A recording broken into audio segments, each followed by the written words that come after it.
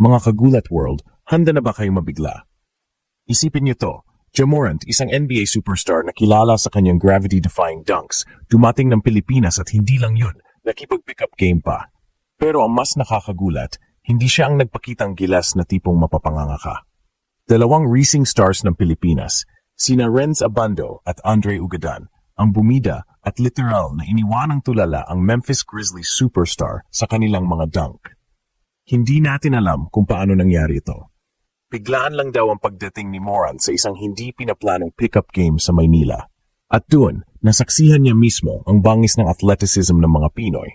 Imagine, si Abando, na kilalang-kilala sa kanyang explosive vertical leap, nagpakawala ng isang dunk na halos lumipad na sa ere. Sunod naman si Ugadan, na bagamat hindi ganoon katunog ang pangalan sa mainstream, pinatunayan ang kanyang angas sa pamamagitan ng isang powerful slam na nagpaiwan kay Morant na napapailing na lang. Kita mo sa mga kumakalat na video ang reaksyon ni Morant, purong pagkamangha. Para bang hindi niya akalain na sa isang kaswal na laro sa ibang bansa, makakakita siya ng ganitong klaseng talento.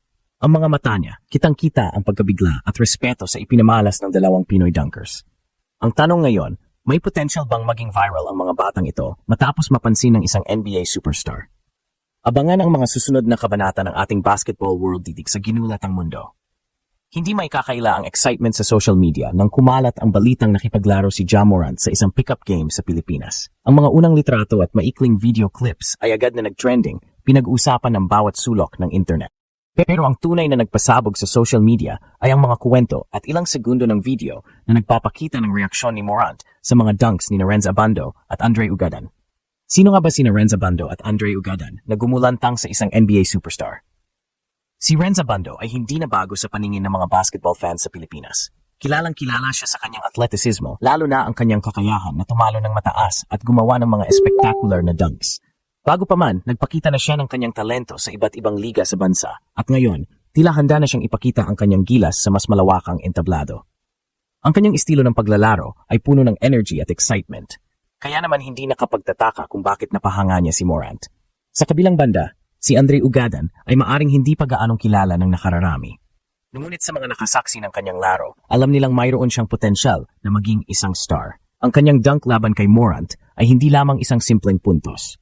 Ito ay isang patunay na ang talento sa Pilipinas ay hindi dapat maliitin. Bagamat maaring kulang pa siya sa exposure kumpara kay Abando, ang kanyang ipinakitang kumpiyansa at athleticism sa harap ng isang NBA player ay tiyak na magbubukas ng maraming pintuan para sa kanya. Ang pickup game na ito ay hindi lamang isang ordinaryong laro. Ito ay isang pagkataon para sa dalawang batang Pinoy na ipakita ang kanilang talento sa isang pandaigdigang icon. At hindi sila nabigo. Ang kanilang mga dunks ay hindi lamang pisikal na kahanga-hanga, kundi nagpakita rin ng puso at determinasyon. Ang reaksyon ni Ja Morant ay isang testamento sa kanilang galing, isang purong, hindi mapagkunwari na pagkamangha na siyang nagdala ng balita na ito sa buong mundo. Ang pangyayaring ito ay nagdulot ng iba't ibang reaksyon mula sa mga basketball fans sa Pilipinas at maging sa ibang bansa. Marami ang natuwa at nagmalaki sa ipinamalas nina Abando at Ugadan. Ang hashtag na may kaugnayan sa pangyayari ay agad na nag-trend sa Twitter, Facebook at Instagram, puno ng mga positibong komento at paghanga. Sobrang galing, hindi ko akalain na may mga Pinoy na kayang humanga ng isang NBA superstar sa dunk. Ito ang isa sa mga libu-libong komento na mababasa sa social media. Marami rin ang nag-upload ng kanilang sariling reaction videos habang pinapanood ang mga clips ng dunks at ang reaksyon ni Morant. Ang buong pangyayari ay tila isang fairy tale para sa mga Pinoy basketball fans, isang hindi inaasahang pagkakataon na makita ang kanilang mga kababayan na sumasabay sa isang NBA player. Ngunit hindi lang simpleng paghanga ang naramdaman ng mga tao. Marami rin ang nagkaroon ng pag-asa.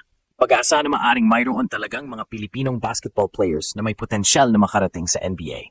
Ang athleticism na ipinakita ni Abando at Ugadan ay nagbigay inspirasyon sa maraming kabataan na nangangarap din na makapaglaro sa pinakamataas na antas ng basketball. Ang presensya ni Ja Morant sa Pilipinas ay isa ng malaking balita. Ngunit ang kanyang pagkamangha sa talento ng mga lokal na manlalaro ang siyang nagbigay ng kakaibang twist sa kuwento. Ito ay isang paalala na ang talento ay matatagpuan saan mang sulok ng mundo. At kung minsan, ang hindi inaasahang pagkikita ang siyang magbubukas ng mga bagong oportunidad. Ang tanong ngayon ay kung ano ang susunod na mangyayari para kina Renz Abando at Andre Ugadan. Magbubukas pa ito ng mga bagong oportunidad para sa kanila. Mapapansin ba sila ng mga international scouts? Ang isang simpleng pick-up game ay maaring maging simula ng isang bagong kabanata sa kanilang mga karera sa basketball. Ang buong Pilipinas ay nakatututok at umaasa na ang kanilang ipinamalas na galing ay magdadala sa kanila sa mas malalayong tagumpay. Ang reaksyon ni Ja Morant ay hindi lamang isang simpleng paghanga. Ito ay tila isang pagkilala sa lumalaking antas ng talento sa Philippine basketball. Sa mga nakaraang taon, unti-unti nang nakikilala ang Pilipinas sa larangan ng basketball sa Asia. Ngunit ang pangyayaring ito ay maaring maging isang turning point, isang pagkakataon para mapansin ang galing ng mga Pinoy sa buong mundo. Maraming mga eksperto sa basketball ang nagbigay na rin ng kanilang opinyon tungkol sa mga dunks nina Abando at Ugadan. Ayon sa ilan, ang athleticism na ipinakita nila ay comparable sa ilang mga manlalaro sa NBA. Ang kanilang kakayahan na tumalo ng mataas, ang kanilang body control sa ere, at ang kanilang tapang na subukan ang mga ganitong klaseng play laban sa isang NBA player ay talagang kahanga-hanga. Hindi rin natin dapat kalimutan ang cultural impact ng pangyayaring ito. Sa Pilipinas, ang basketball ay hindi lamang isang laro. Ito ay isang bahagi ng kultura. Ang pagkakaroon ng isang NBA superstar na humahanga sa talento ng mga lokal na manlalaro ay isang malaking boost sa moral ng buong bansa. Ito ay nagpapatunay ang mga pangarap ay maaring maging realidad at ang hard work at dedikasyon ay maaring magdala sa iyo sa mga hindi inaasahang lugar. Ang social media ay patuloy pa ring pinag-uusapan ng pangyayari. Ang mga video at litrato ay patuloy na kumakalat at ang mga komento at reaksyon ay patuloy na dumarating. Ang buong mundo ay nagiging saksi sa isang hindi inaasahang pagkikita ng talento at paghanga. Samantala, wala pang opisyal na pahayag mula kay Ja Morant tungkol sa kanyang karanasan sa pickup game sa Pilipinas. Ngunit ang kanyang mga reaksyon na nakunan sa video ay sapat na upang magbigay ng malaking epekto. Ito ay isang testamento sa universal na wika ng basketball, ang kakayahan na humanga at magbigay inspirasyon sa pamamagitan ng purong talento at athleticism. Ang kwento ni Renz Abando at Andre Ugadan ay isang paalala na ang mga hindi inaasahang pagkakataon ay maaring magbunga ng mga hindi malilimutang karanasan. At sa mundo ng sports, kung minsan, ang isang simpleng pickup game ay maaring magbago ng buhay. Ang buong Pilipinas ay nananabik na masaksihan ang susunod na kabanata ng kanilang mga karera. Grabe talaga yung nangyari sa Manila. Imagine mo, si Ja Morant mismo, napahanga sa dunk skills ng mga Pinoy natin na sina Renz Abando at Andre Ugadan. Yung mga videos na kumalat, talagang mapapanganga ka sa mga talon ng dalawang to. Kita mo rin kay Morant yung pagka-shock, parang hindi makapaniwala sa nakita niya. This just goes to show na kahit saan ka pa sa mundo, may mga talent talaga na deserving mapansin. Hopefully, this could be a big break para sa career nila Abando at Ugadan.